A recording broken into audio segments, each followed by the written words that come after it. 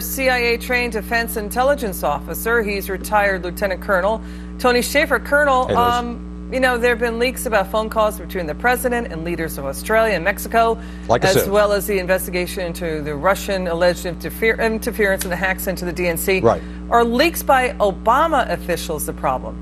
Absolutely, and I put this right at the feet of John Brennan and Jim Clapper, and I would even go so far as say the White House was directly involved before they left. I'd put this in the form of Ben Rhodes and those folks.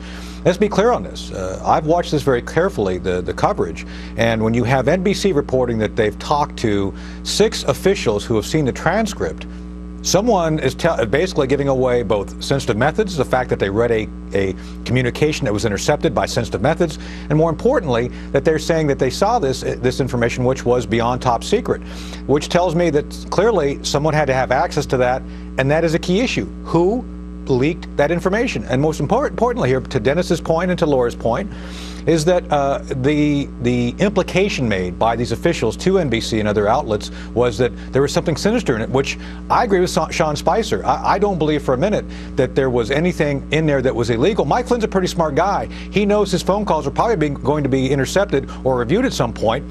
I'm sure he talked about sanctions, but not in the way that it was portrayed by the left. So Colonel, I do believe the sanctions came about again because of the Obama administration putting them in place over the findings by the intelligence community that it was Russia that hacked into the DNC. And we have Democrat Representative Adam Schiff. He's a ranking member in House Intelligence. He said it was yes, the leak that brought Flynn down, not his lie. In other words, if it wasn't leaked, no one would know about this mess, and he was talking about sanctions with Russia. What do you make of that? Well, look, the way I see this is the bottom line is the White House would have to find out what Mike Flynn did or did not say. And let's remember that this is an issue apparently between the Vice President and Mike Flynn. And let's remember that when a White House is settling in, you're going to have a lot of personality conflicts pop up.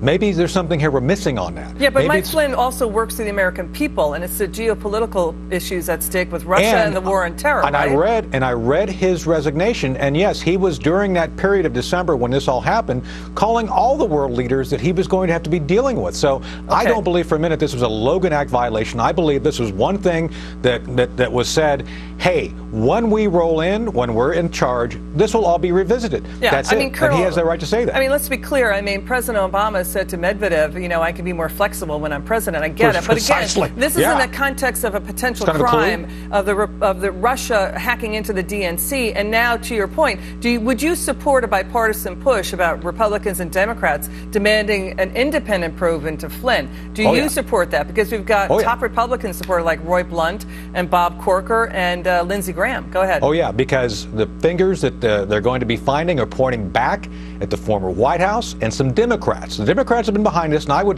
go so far to say some of the Republicans have also been involved in some of the leaks. So bring it on. I think it's a good idea, and I think like we saw in the Detroit recount when they were recounting Michigan's votes, turned out to be voter fraud in all these Democrat precincts. I think it's what we're going to find here, so go right ahead. Colonel Tony Shaffer, always good to have you. Thank you, sir. You too. Thank you.